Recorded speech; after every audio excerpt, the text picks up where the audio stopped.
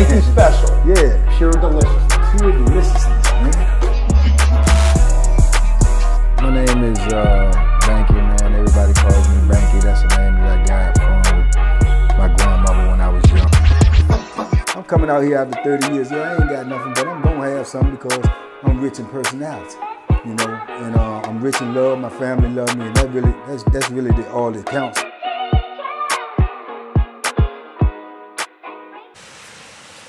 Shout out everybody out there on Team Banky Pound, man. Boom, boom. Appreciate the love, man. I appreciate the support, for sure. We out here, man. 33 years of prison stories. We rolling. We still out here dealing with the elements, man. The cold weather.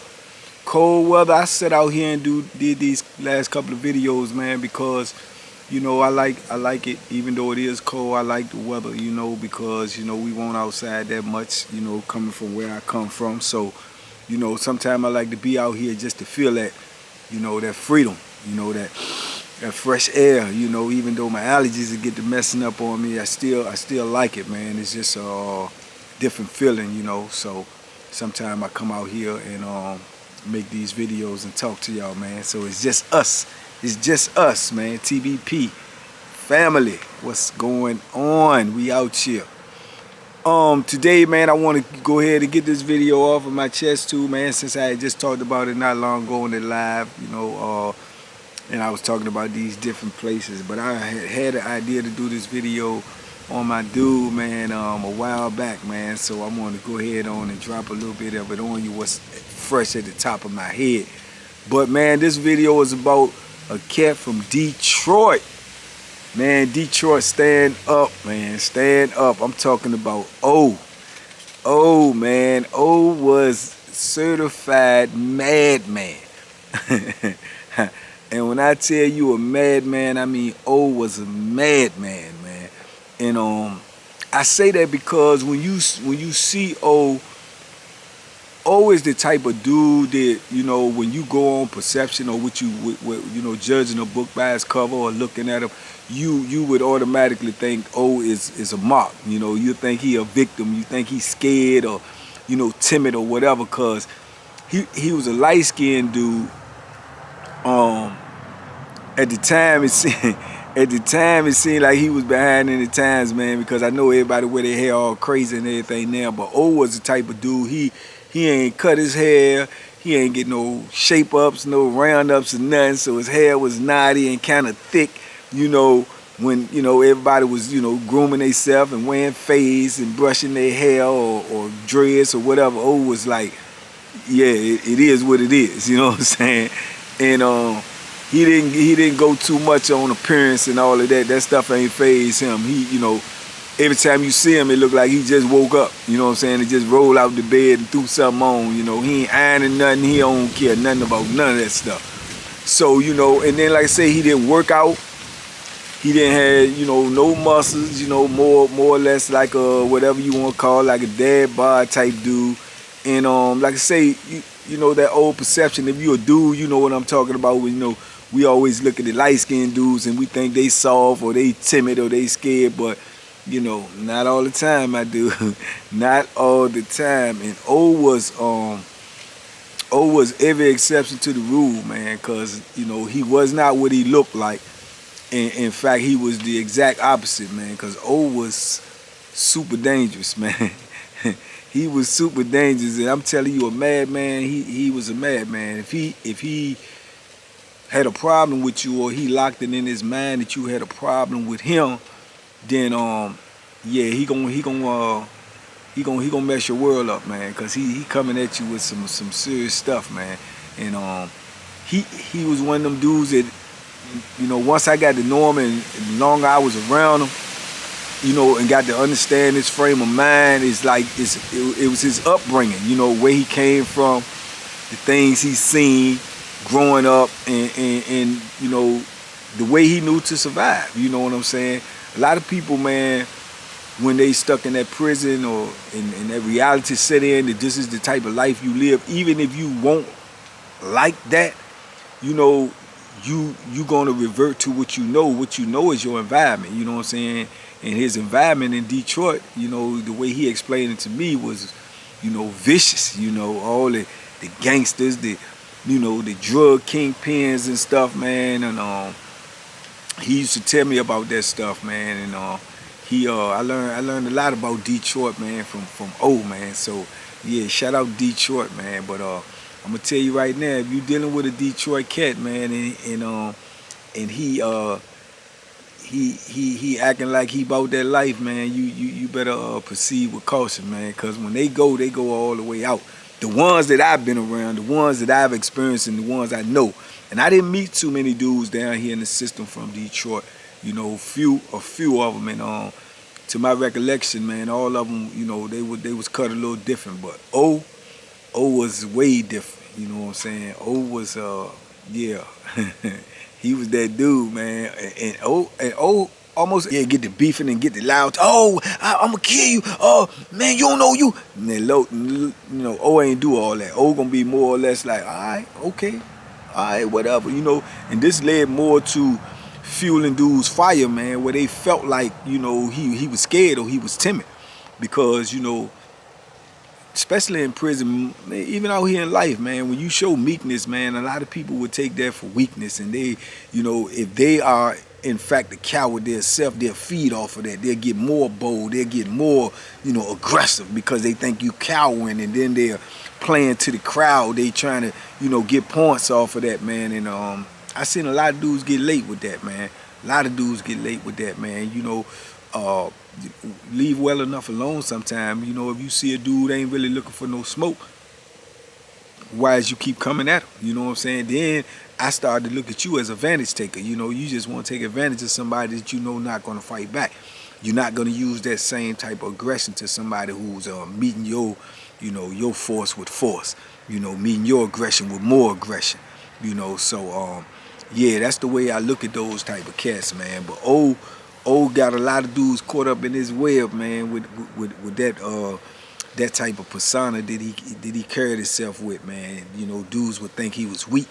And then he got into some things, you know, he liked to gamble to try to get his hustle on. You know, I remember him, you know, trying to run store boxes and stuff like that. And yeah, you don't pay that money, man. If you don't pay that money, man, yeah, you gonna feel the wrath of him, man, because he not gonna ask you but so many times, and he not gonna try to work with you but so many times. And once he get to that point, he coming, man, and he is definitely known to use that Bethlehem on several occasions, you know. And I'm looking back now, I don't think I've been on a camp where he ain't end up putting that Bethlehem in somebody. And I think I was on 1, 2, 3, maybe 4 institutions with O. And every one of them I was on, man, he left some blood on the floor. You know, he left some blood on the floor, you know. And I remember when I first met him, you know, it had to be, yeah, I think this was the mid-90s. Yeah, the mid-90s, and yeah, mid-90s, late 90s, and I had seen him a couple of times on the yard, you know, speak casually, this, that, and the third, or whatever. And one time I was in the hole, you know, I frequent the hole a lot. I don't know why, but I did. And I was in the hole, and he was on the wing with me. You know, he wasn't close to me, but he was like on the other side of the wall. But you know, when you in the hole, you can holler and talk, and you know, dudes back there trying to, you know, keep themselves from being bored to death. So dudes would get on the gate and talk, and you get to know people back there a little bit. So I got to know him a little bit back there, but you know, I didn't stay that long. I was back there for fight. If I'm not mistaken, he was back there that time right there for, I think he had hit a dude in the head with a bat. You know what I'm saying? Yeah, he had hit a dude in the head with a bat on the yard. So yeah, I got to know him a little bit back there then, you know, but like I say, that was short-lived. And then I believe maybe a couple of years later, man, yeah, a couple of years later, I was back there for I was back there for that Bethlehem play myself, man, with old boy Earl, and I I was trying to duck that. That's the one I told y'all I ended up staying back there for about 8 months and, you know, ended up getting out of the charge and get out and go straight over there into all that foolishness that was going on with, you know, DC and Richmond, you know. So I ended up, you know, having to pay either way. So, you know, like I say, you can't duck karma, man, you know. But, yeah, well, I was back there for that. And during this time that I was back there, O was right beside me. You know what I'm saying? He ended up being there right beside me, and he was back there this time because he had put that Bethlehem and somebody out there on the yard. I remember when you know, that incident had occurred, and because they had shut the compound down, he had sent somebody out there, man, fighting for their life, you know, and it was all over some petty stuff to my understanding. I didn't actually see this event, but I had heard about it because, like I say, when something like that jump off, you hear about it over the yard. And when they shut that compound down, you know, it's a serious issue.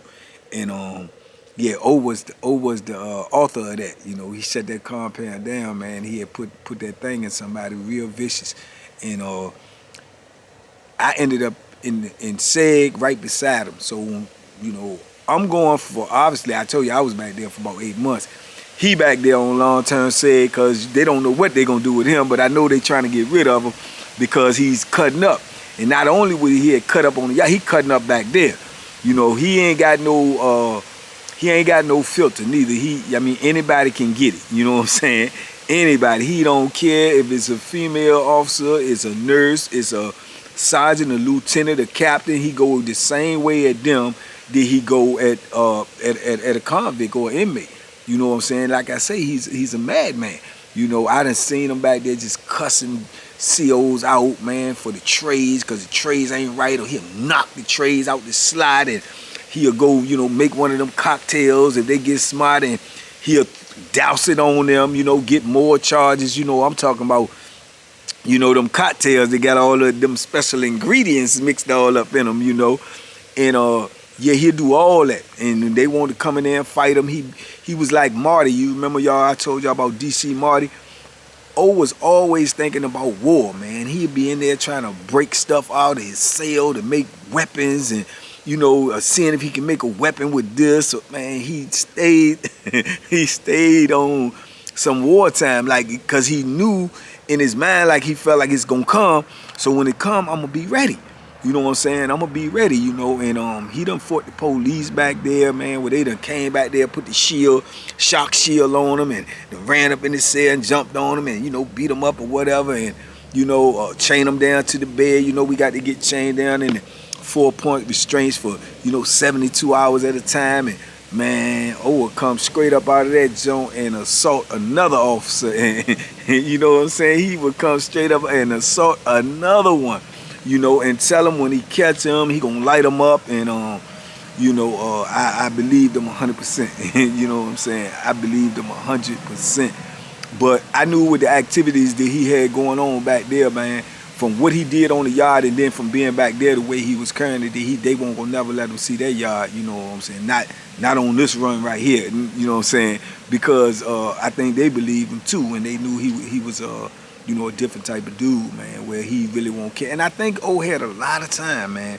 I'm almost sure he did, but like I said, that's not something that we really discuss in there. But I remember, you know, reading something about it, man, that he had a lot of time. And when I mean by reading about it, by us being in SEG together for as long as we were and right beside each other, you know, we got to conversating. You know, we got our commodes are connected to each other, and in prison, the commodes from one cell to the cell that's, you know, adjacent to you or right beside you, you can talk through the vent. So, you know, we used to talk through the vent and be kicking it, man. We used to exchange books, you know. I read a book, I send it over to him. He read a book, he send it over to me. You know, we got to kicking it on the vent, man. That's how friendships are forged in prison, man. Usually through controversy or either conflict, you know. So both of us was in some controversy and we were stuck. So, for whatever reasons, man, that's how we got to kicking it. And I liked O, man. O was cool, you know, with, you know, Madman aside, he was cool when you really talked to him, and he was smart. He was really intellectual. He was sharp. And when I say read it, he was writing a book while he was right there, back there. And he used to send me little chapters and stuff over there to read and asked me what I thought about it. And to be honest with you, I thought it was quite good. He had said he had a cousin on the street that had opened up a publishing company, and he said she kept telling him get your your manuscript down, get your stuff written on, and I'm gonna try to get it published for you. So he was working on that, in the midst of all the other stuff that he had going on, man. This is how hard it is to even attempt to try to get something productive done in a crazy environment, man. You know what I'm saying? And he was doing it though. You know what I'm saying? He be writing all day and all night sometime, man. Up 3, 4, 5 in the morning, writing, man. And when he won't writing, he was raising HELL. You understand me? So yeah, so we got cool, but I remember reading in the book and stuff that he was writing, and that's why I was learning about all these Detroit hustlers and, these Detroit,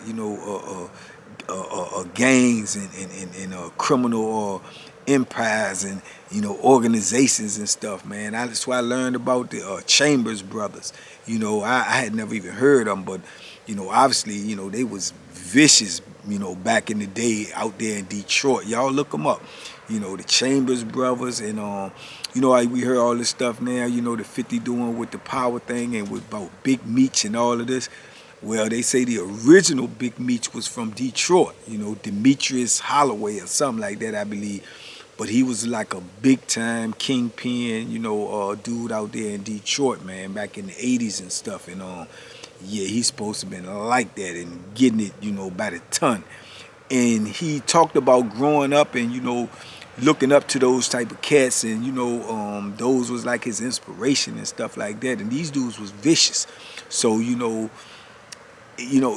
adopted that mindset, you know what I'm saying?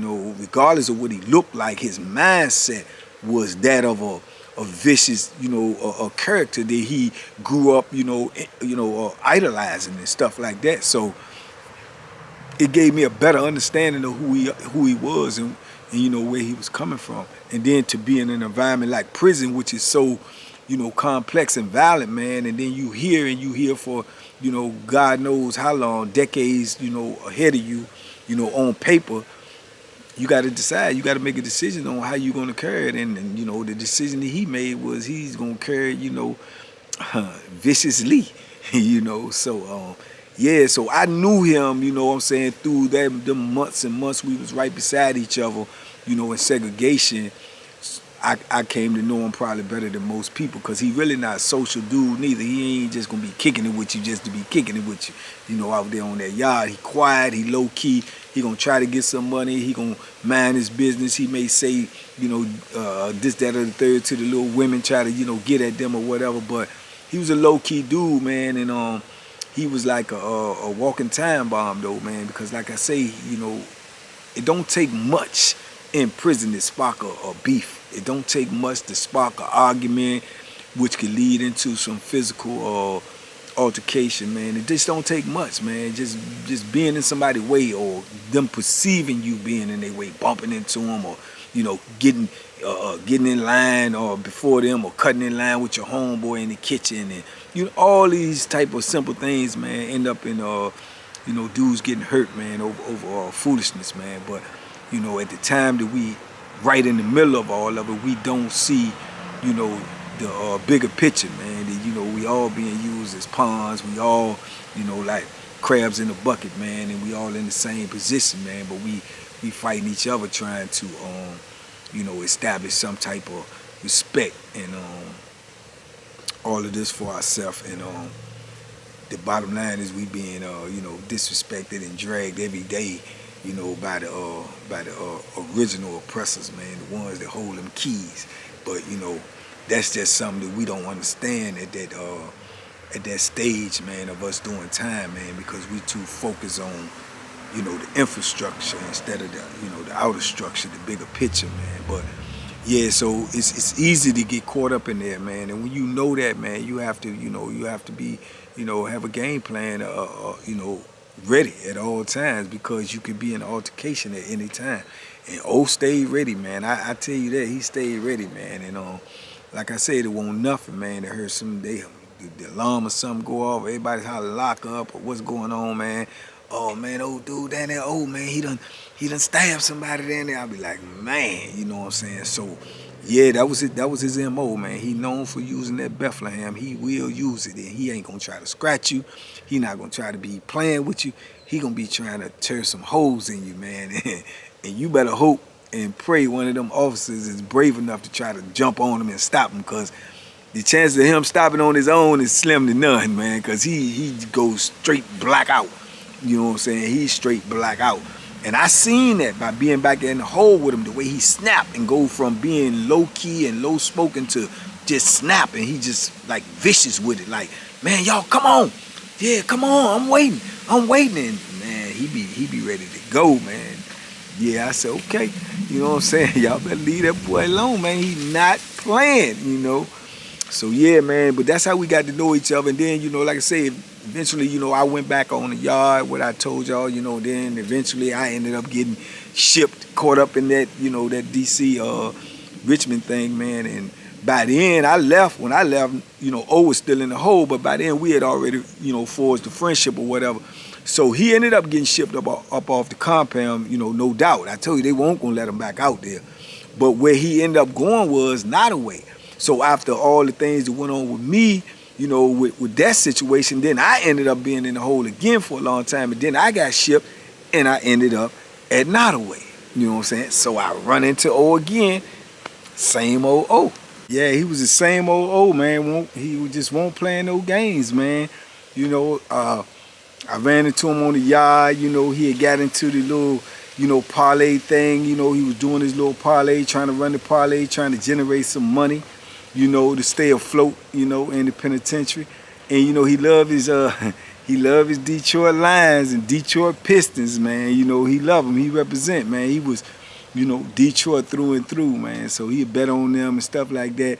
And that be where a lot of his, you know, altercations come from, man, because somebody don't want to pay. Somebody want to throw that flammery in the game, that larceny, and, you know, don't pay you when they owe you and stuff like that. And O won't no dude that was going for that. If you owe him, man, he coming to get that money, you know what I'm saying, one way or another, you know. And I can remember he got in an altercation like that about some money, and I remember talking to him on the yard, and he was more or less like, yeah, I got a lot of money out here, a lot of money I got to collect, but, you know, dude playing with me and stuff, man, you know, as soon as I get this money, you know, I'm just going to go ahead on and I'm going to go ahead and take care of that, man, because he think it's a game.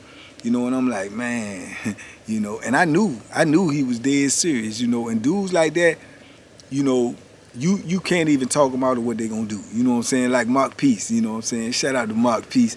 Them dudes like that, once they lock them type of things in their brain, man, then the only thing that's gonna change their mind is the person who they locked in on. If that person change their mind, pay their bet, you know, or get a little bit more respect, you know, in their tone and in the way they coming at you, then, you know, they may change their mind. But when they locked in like that, man, yeah, they can't be talked out of it, and they gonna do what they gonna do. And O was one of them type of dudes, man. And sure enough, man, it was a good minute though, man. Maybe about a good 2-3 weeks, man. About a month or something later, he lit somebody up right out there on the yard. Plop, plop, plop, plop, plop, plop. He lit him up, you know. And yeah, and then that was it, man. O was back in the hole, you know, thugging it out. And he lived like that. That's how he lived. That's how he do his bit. And I didn't run into him again till probably, I think I ran into him again that was Nottoway.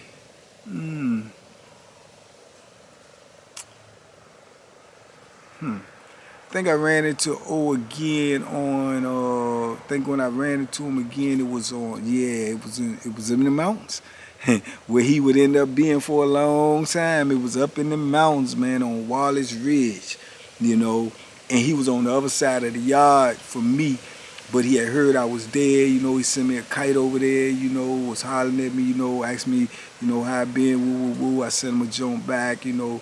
He was up there. Same old man, you know, running his little parlay, trying to get some money, you know.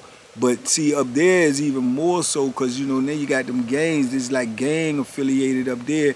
And, you know, like I say, got that, man, got that, yeah, I could try him, look, you know. Got that, yeah, you can try me, look, man, but, you know, you gonna fail, man. You gonna fail, you know, because he gonna bring the madman out. And you ain't gonna see it coming until it's too late. When you see it's coming, it's gonna be like this. You know what I'm saying? So it's gonna be too late. And cause of the way he look, you know what I'm saying, and then the way he talk, he ain't gonna talk all that rah killer, I'm gonna cut your head off stuff. Now he just gonna do it. You know what I'm saying? He just gonna do it, you know. So yeah, man, O was a wild one, man. He was a wild one, man. Detroit to the fullest, man. You know, that's how he did, man. And he stayed getting in trouble like that. And I think he ended up hitting somebody up on Wallace Ridge too before I left, because I remember when I heard something about the incident, man, and they ain't know who it was, but they was saying, man, it's this old dude, man, old light skinned cat, man, light skinned cat. I knew they was talking about O. I knew it was O. I knew when I heard what happened, I knew it was O. It was like some dudes was crowding random gang dudes acting like they was gonna jump him, and say O pulled that thing out and just went ham. He just chased them all around, ended up getting shot and all of that stuff, man. So I knew it was O, man. And yeah, and that's just how he carried it, man. And you got dudes like that, man. They set their path in prison, and that's the path that they gonna follow. And I've told y'all that in different videos, man. Once you start out one way, man, you know, this is the way people gonna perceive you. So if you start off gangster, you gonna have to end up gangster. If you start off weak, you know what I'm saying, you gonna have to change that perception, or people gonna always perceive you as weak when they come at you. So that's how it is. You set the tone. You teach people how to treat you, and you teach people how not to treat you as well. You know, and that's what O was doing the whole time that I was around him, man. And I don't even know if he's still locked up. I would hope he's not, but you know, he was talented though. You know, he was smart, and you know, smarts is underrated, man. When you smart and you can really, you know, think things through, you can do a lot in your life, man. But it's just that O was smart, but he could, you know, think about things, but he thought about things in the wrong way. You know what I'm saying? All the things that he sit down there and calculate, you know, and he has the ability to you know, author a book, to pen a book, to read, you know, literature, and to read, you know, philosophy, and to, you know, talk with, you know, but when it came to war, he just was tunnel vision. You know, he just know violence, I'm gonna hurt you if you play with me, you know, that's all he knew. But if he can apply that critical thinking to, you know, those type of things, some of those things could have been avoided. Some of them probably couldn't have been. But, you know, it's just a matter of how you apply that critical thinking, man. But he definitely can think. That's without a doubt. You know, he plan, plot, and strategize when he getting ready to go to war. So he just need to change his focus and plan, plot, and strategize about, you know, how to get out of prison, how to, you know, do something constructive. You know what I'm saying? You know, instead of destructive. You know, because he definitely know how to dismantle you. You know, so yeah, man. But I believe I ran into O one more time as well. You know, I think I did, man. I think when was he back on? I don't know, man. I think I may have ran into him again. I'm not sure. But I thought I might have ran into him again on Nottoway, man. On Nottoway when I was coming home. I think he was there, you know what I'm saying? But he was not in the building with me. He was not in that building that I was in. But I think he was there, man. I think O was there, because I remember somebody talking about him, was asking me, say, this dude down there, man. He was an older dude then, man. We get old in prison, you know what I'm saying? And it was like, man, this older dude down there, and yeah, I did, man. It was like this older dude down there in the other building, man, from Detroit, light-skinned older dude, say he know you, man, say to holler at him. And I kept saying, an older dude, but I was, because I'm envisioning him as being young. But it was old, man. That was Nottoway. That was Nottoway right before I made parole, man. He was there. And he got in trouble on there. Because before I could get to him, then they say he was gone. He was locked up. He was in the hole. He had got into an altercation in the block. And that's all I really knew about it. But That was definitely old, right there on out of way, you know. So you talking 2019, 2020, you know. So he definitely was still locked up then. So hopefully, man, you know, he got some type of daylight, you know, ahead of him, man, where he can, you know, get out here and do some things, man. And I hope he got that book published, man, because it really was a good book. It was insightful. It was well written. I felt like I was reading a novel, you know. So yeah, man, that's Detroit for you, man. That's Detroit. Oh, the Madman.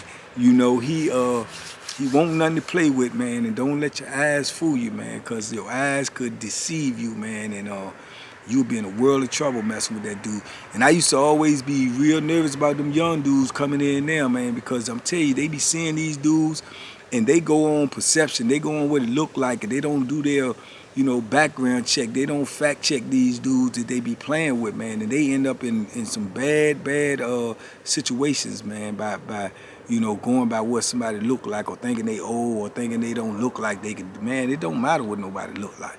I'm trying to tell you right now, as I told y'all, these white dudes is coming in prison nowadays, you know, in them 2000s and stuff. You looking at them and you thinking these white dudes is soft, man. These white dudes is MMA trained, man. And you turn around and swing on, even ball you up and have you in some type of leg lock or arm bar or something and snap your stuff, man. So you can't really go on what people look like, man. You know what I'm saying? And that's a bad idea, man, especially when your survival depends on it. And in prison, your survival depends on everything, man. So you have to have some good judgment when you in there, man. And most of the dudes that I know of, and probably been in way more stuff than that. I'm speaking on the situations that I know of or either was around. But that's just how he did his thing, man. And I'm surprised that people ain't heard about him and know about him before they got into these type of, you know, altercations with him, you know. I'm surprised, man, because usually, like I say, your reputation precedes you. It's going to travel with you everywhere you go. But then you always going to have these people that just don't believe, you know. And then you got people like who has like zero tolerance. He ain't going to be playing. You know what I'm saying? So, you know, if that's a testament to y'all Detroit cats, man, then salute to y'all, man, because I'm going to tell you, man, if O represent Detroit, man, Detroit ain't to be played with. And shout out to old Cider Baby out there in Detroit, too, man. Cider Baby, man, I always give him a shout out, man. He the first dude that reached out to me, man, with this YouTube stuff. And there was somebody out there with some real big status and say, hey, man, you know, this dude right here just got out, man. He doing this, that, and third. Let me give him a shout out, man. So shout out to him as well. But yeah, man, Detroit, man, I just wanted to tell y'all about that because I was talking about it on the live. I got some more I'm gonna remember. I'm quite sure y'all gonna remind me. I told y'all to remind me, you know, I'm getting up there in age, man. This old brain don't work too good no more, you know. But yeah, man, but it's like say it's a blessing in every lesson, man. The blessing is, man, you know, O ain't killed nobody to the best of my knowledge inside the prison yet, and he didn't get killed, you know. So the blessing is, man, you could throw your life on the crap table a lot of times, man, but you never know when you're gonna crap out. And the blessing is, if you haven't crapped out, man, you need to reevaluate your life and how you living and try to get things in order, man, before you do crap out. And I say that, you know, with the assumption that everybody know, you know, the psychology of dice, you know, crapping out and whatnot. But yeah, man, just be blessed every day that you're alive, that you're healthy, that you're strong, that you still can see another day, because that stuff ain't guaranteed, man. Since I've been out here, man, so many people that I've known and passed away, they're just unbelievable, man, and even when I was on the inside. So if you know, you walking upright, man, you got your family, man, and you breathing, man, you winning, you know, and especially if you're in this free world. So that's the blessing, man, to each and every day, man, we can try to do something better, man, and you know, change our lives and try to change some of the people around our lives, man, with our positive energy, if nothing else, man. So anyway, man, that's Detroit for y'all, man. Y'all holler back at me, talk to me in the comments. I do talk back. If you got some foolishness to say, you know you can always keep that to yourself, and God bless you, because we about positive energy over here, man. We about motivation, inspiration, uplifting, you know what I'm saying, encouraging. That's what we about out here. And if you say something in the comments about videos or something that you want me to do, I see it, and that don't mean that I can get right to it. I got a lot of things going on up in this brain. I'm micromanaging a lot of things, and if I see it and it spark me to create a video, I will, you know, let it be known that that's where it came from. But it's impossible for me to do every video that everybody wants me to do about every topic that they want me to do it about. That's just impossible. It's mathematically impossible, you know what I'm saying? I'm only one guy, you know, but I do appreciate the love. I do appreciate the conversation. I do appreciate the comments, man. So keep on hitting me with them. Talk to me. I'm going to keep on talking back. We're going to keep on moving forward because we out here. 33 years of prison stories. We rolling. We cannot stop. We won't stop, man. Peace to all of TBP Nation. I love y'all more than I can express, but trust and believe me, sure as grits is groceries. I love ya. So we out here, man. Y'all be safe, be smart, make good decisions, man. I'll probably see y'all in probably 24 hours, man. And duck them hooks. Boom, boom, boom, boom, boom, boom, boom, boom. They out here, man.